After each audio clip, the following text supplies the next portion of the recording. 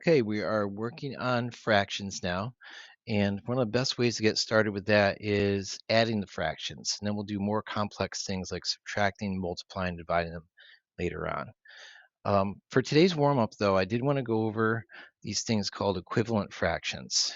And equivalent fractions are important because they're going to help us find these things called the common denominator, which we'll get into right after we do this part. But um, fraction. So we've got fraction tiles to make 5 fractions equivalent to 1/2.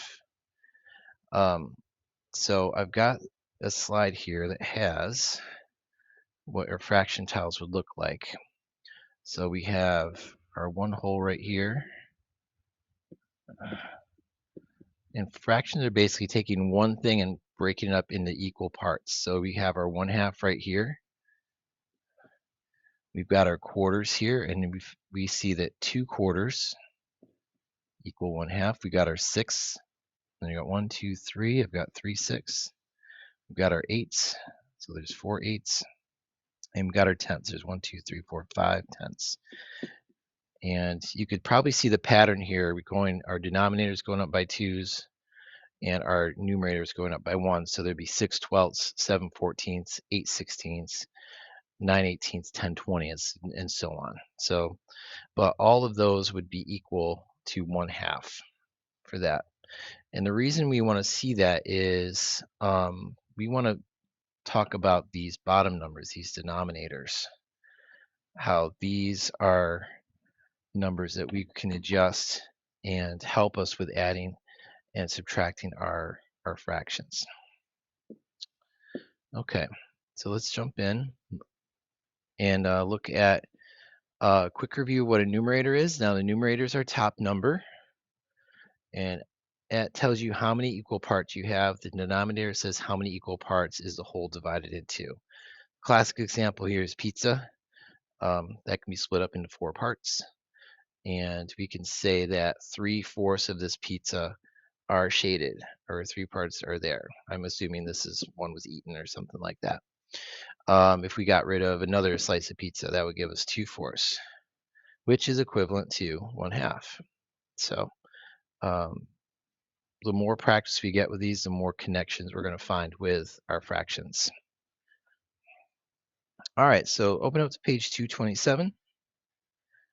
More food examples, as we have Emiliano needs half a stick of butter to make cornbread. He also needs a quarter stick of butter to make apple muffins, so he's busy baking. What fraction of a stick of butter does he need in all? We can do this 2 ways. And so let's split up our paper into 2 parts. We can draw it out using bar models, or we can just do it the old-fashioned way with just calculating numbers and doing it that way.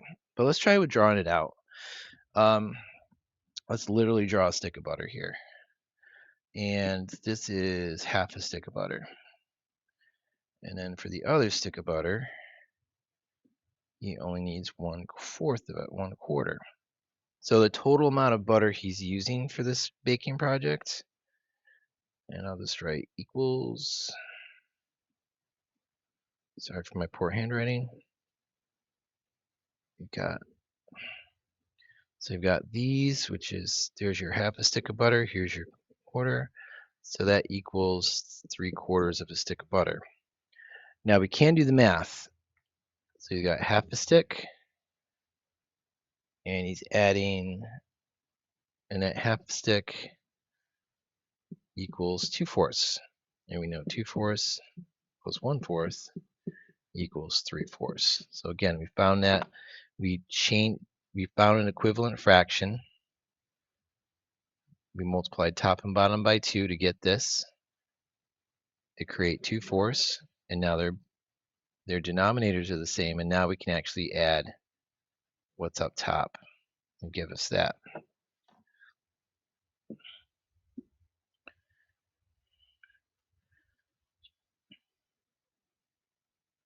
So explain how you found how much butter Emiliano needs. So what we did, we found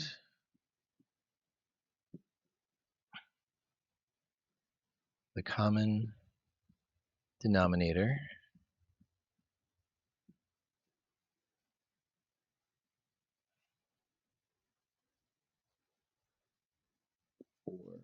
1/2,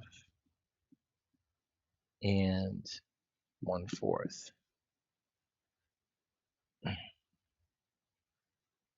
And that common denominator, as we saw, was 4, of course.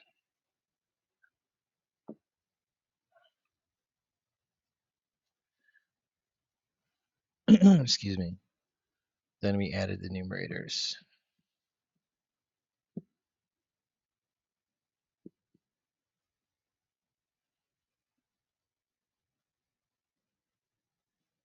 Cool. All right, then we added the numerators. All right.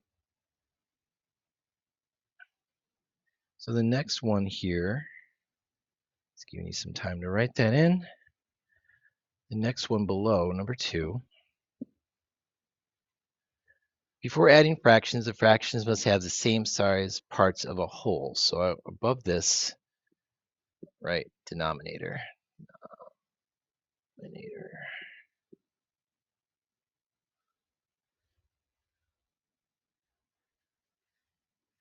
That will help let you know what that is.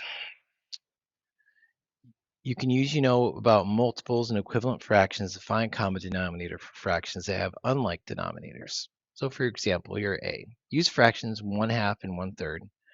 Write the next 4 multiples of each number. That basically means take the number and multiply it by 1, by 2, by 3, by 4, and so on. Create your pattern. So let's start with the 2's. So 2 times 1 is 2, times 2 is 4, 6, 8, and 10. 3's is 3, 6, 9, 12, and 15. So we have that. So what's the same for both these groups? Which ones match up? And we see right away that 6's are shared between 2's and 3's as far as multiples. So that would be our common denominator.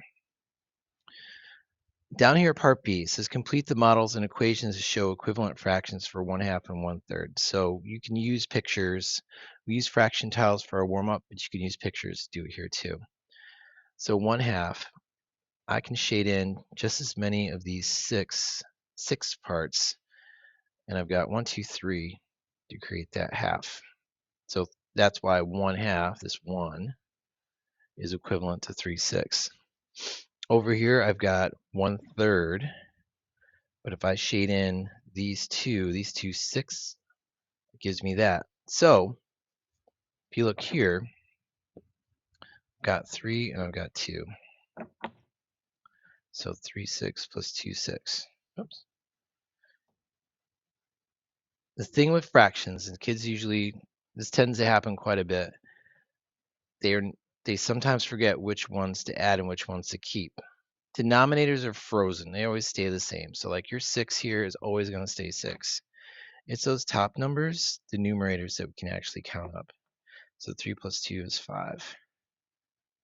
Because that'll make sense, because basically what we're saying is we're adding up 3/6 plus 2/6. And that's 1, 2, 3, 4, 5. And that would make sense for our 5/6 answer.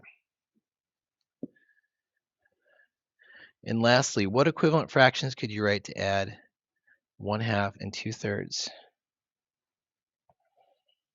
Explain.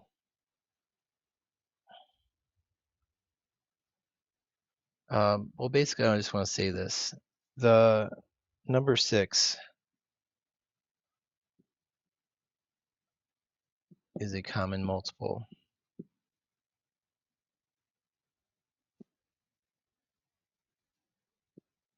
of 2 and 3.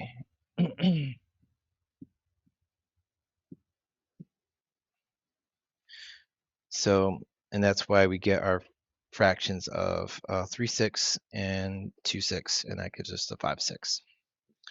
Okay, so as far as your classwork, do K1 fraction review, and 70% is the goal, but you can go up to 100% for a house point.